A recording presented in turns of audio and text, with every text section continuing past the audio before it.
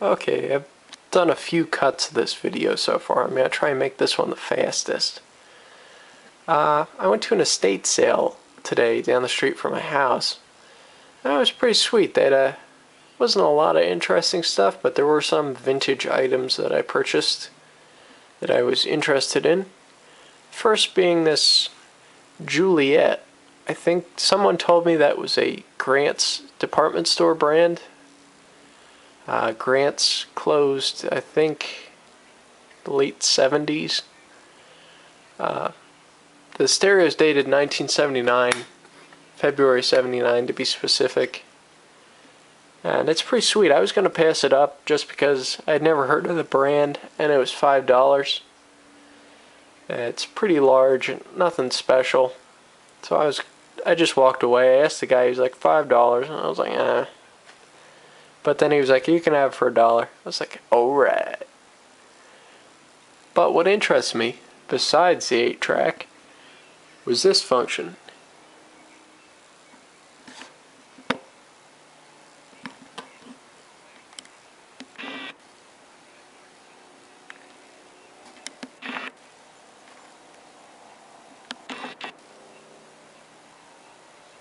There we go. It's got simulated quadraphonic. It splits the stereo channel from what would be just the 2 speakers into sending it to 4 speakers, which can be placed around a room to get the best, like, a surround sound effect.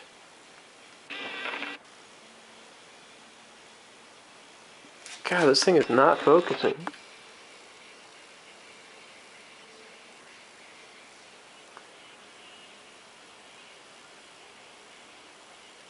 Give you a slow pan across so you get a idea what this thing's like. Typical vintage slide rule tuner. Unsure what this means. It's probably somebody's station. The neon stereo multiplex indicators burned out. I have to replace that.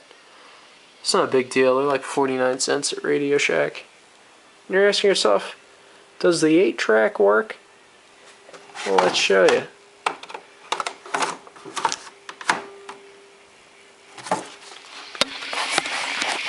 Switch the camera so you get some audio going.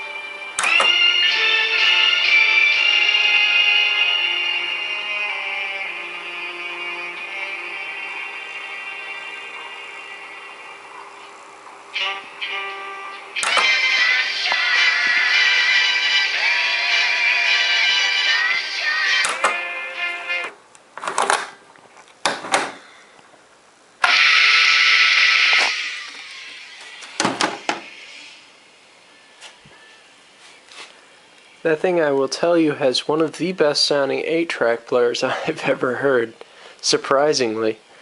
The guy said he purchased a stereo new and barely ever used the 8-track, so that sort of intrigued me. I'm surprised the belts are still good. Next thing I'm going to show you is a Sony TCM 929 from about 1999. I think that's when I remember these. It's got your internal mic, standard piano key operation, mono, DC bias. It's got a tape counter, but the little reset button is broken off. Internal speaker appears to be a 2.5 inch, something like that. The eject button. And no surprises in there.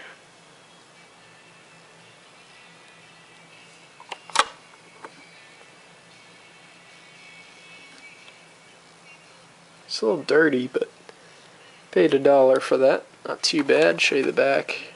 Runs on 4 AA's. It's not one of the older C or D types. It's too much glare to see that. Next thing I got was a Sun Technologies inductive engine analyzer from 1984. The guy was a big Porsche nut, and he said he used this on his 911 at one point in or around 84, 85. I like this one. I picked it up because it has an ohm, amp, and a voltmeter built right in. I have one that has a tachometer and a dwell meter, but I like this because it's got the electrical testing functions for DC systems.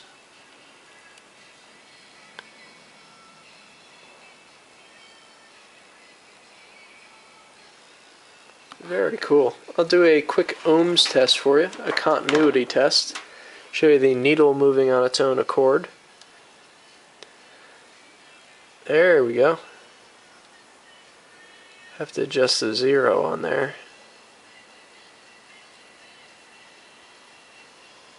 And we can see there is continuity in this circuit.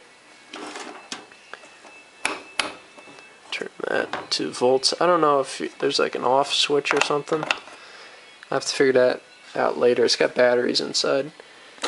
Last thing I got were some vintage bulbs. I got some GELS FLS lamps. If you're not familiar with lighting terms, that's light styles for lifestyles. Those were bulbs GE manufactured between, I don't know the exact date, but there's up until about 2001 they used this packaging. All American, 100 watters. These are finast bulbs. Never heard of that. I don't think they're the original. It's probably some kind of supermarket brand. We got a basic 130 volt Philips Canadian light bulb. There's a 60 watt. Whoops. Knock some over. And the top one is an unnamed brand Canadian 75 watt bulb. The last things are, these aren't really vintage, they're Philips Duramax 60 watt bulbs. They say they're soft white, but they're more like frosted.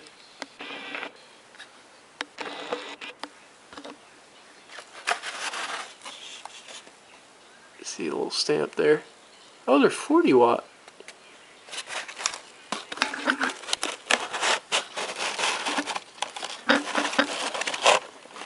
That's strange. Somebody must have switched the package.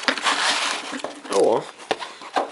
They are Philips Duramax 40 watt bulbs then. And that is what I got at the estate sale.